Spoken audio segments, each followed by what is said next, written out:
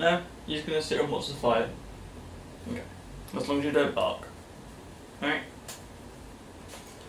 Hey guys, welcome back to day 3 of Vlogmas, or the 12 days of Vlogmas. Like I said, this is one of the few places in my office I'm able to film in. I will actually do an office tour in another future video, but one of the things I talked about yesterday was the themes for each video. So I've got a list of them up on the board. The one I've chosen for today is mental health, specifically my mental health. Now, mental health is a really difficult subject to talk about because mental health sucks. Specifically, my mental health sucks. And yours probably does too. I'm not having a go at you, I'm just saying that most people at some point in their life has some sort of mental health problem that is out of their control. For me, actually no, it didn't happen because of this. It got exacerbated by this. So for me, I went through a separation last year, to this day actually, December 16th. A year ago today, I separated from my partner who I was with for 3.5 years, and my mental health was already on the rocks at that point. Probably about 6 to 9 months prior, my mental health had been really rocky. I was having more anxiety attacks. You gonna come sit down on me? I don't need to be loved. You can stay if you're gonna sit down. So you chose to sit down. Okay. So yeah, for about 6 to 9 months before this happened, my mental health had been on the rocks. And there wasn't really much I could do about it, or at least I didn't think there was. And because of this separation that happened, it kind of tanked some other parts of my life. So I had been going through social anxiety counselling and stuff like that. And one of the things I did was I had like pillars, like anchors or whatever you want to call them. And one of them was my girlfriend at the time. Which makes sense, someone you're with, someone you trust, someone you take their advice from, which is great when you're with them. But unfortunately, what happens when that person is no longer there? Those pillars tend to fall down. I became reclusive, I ate a lot more, I left the house even less. I mean, that's kind of expected when you separate from someone. But there were some other unintended side effects. I started to sleep even less after the separation. For 2 months, there wasn't a single night where I slept through the night without waking up from a bad dream or something like that. So for 2 months, every night, waking up halfway through the night, sometimes more than once. You can see that really taking its toll. Earlier this year, so when this was happening, was probably got the highest concentration of times that I just did not sleep at all. So I'd stay up all night for no apparent reason, but it just happened. And when these things happen, and at least for me, the danger is I spend too much time in my head. And my head doesn't go nice places, and I'm sure most people's don't when they're having a down day. The problem is some people have down days quite often, some people have downer days than other people do. So that's kind of why I'm in a rough place, because I'm not going to lie and pretend that all is hunky-dory and everything's fancy and fine, because it's not. It does still affect me. It has affected other parts of my life, like confidence and things like that, and it was always going to. It's no one's fault. I genuinely don't see the point in staying in a relationship where one or both of you are not happy. I don't. It's almost like delaying the inevitable. It's going to happen eventually. At least doing it when you're at a good place, rather than letting the relationship sour and turn quite acidic and vitriolic.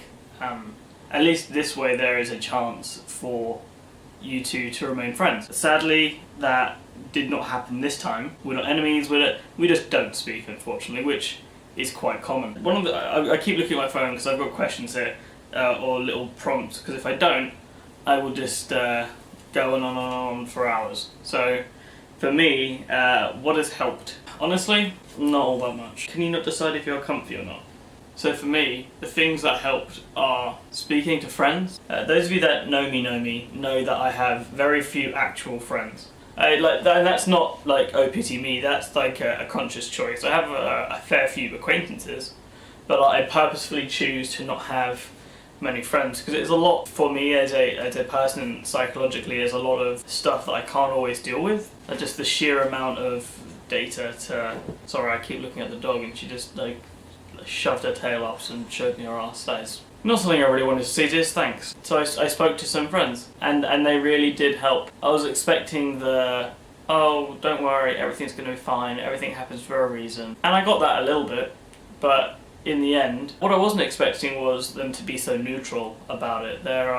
It would have been very easy for them to like take my side and bash her and be really rude and mean about her, and that is not something I would ever have wanted. I would have been really upset if that had happened, because the person in question is lovely. She is still a lovely person, despite the fact that I am no longer with her.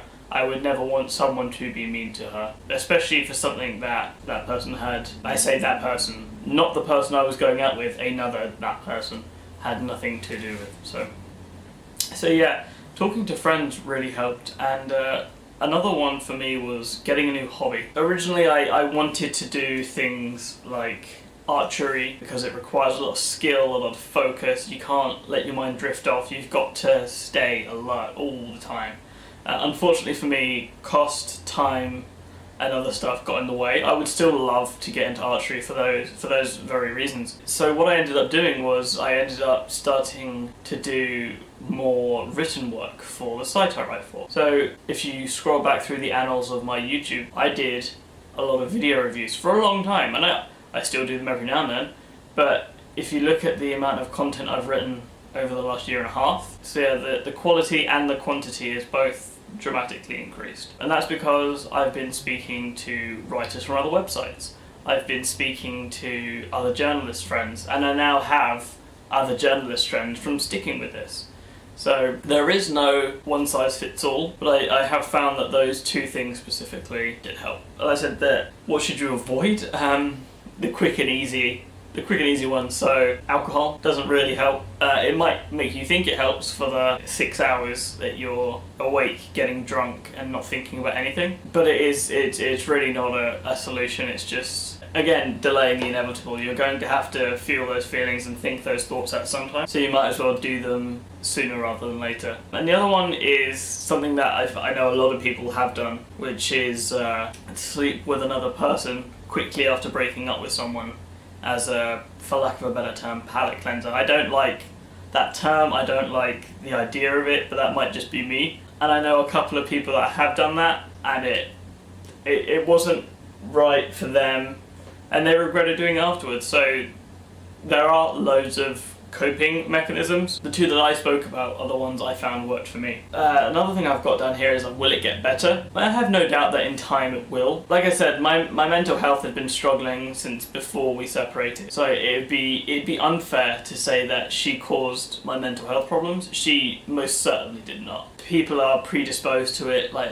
at a genetic level. I would not be surprised if I do carry a few certain markers or traits that would make me more susceptible to certain mental health conditions. But I'm a very anxious person a lot of the time. I'm a very quiet person, quite solitary. So when I got into a relationship and there was a person I did want to spend a lot of time with, when I separated from them, the easiest thing for me was to go back to what I was doing before, which is seeing essentially no one. And to me that's almost, for lack of a better word, returning to form. But again, it's kind of like avoidance therapy more than anything else, and it just doesn't work. You will have to deal with everything one way or another, and the longer you let it bottle up, the harder it's going to be. I have no doubt that mental health problems will get better. Will they ever be cured?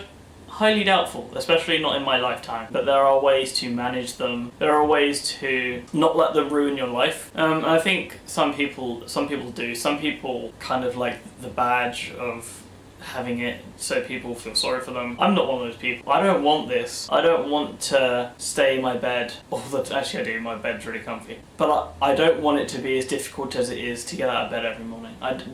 The intense amount of effort to not think it would be better if I stayed in bed today. The days where I'm like, I don't want to wash my hair. I don't want to put clothes on.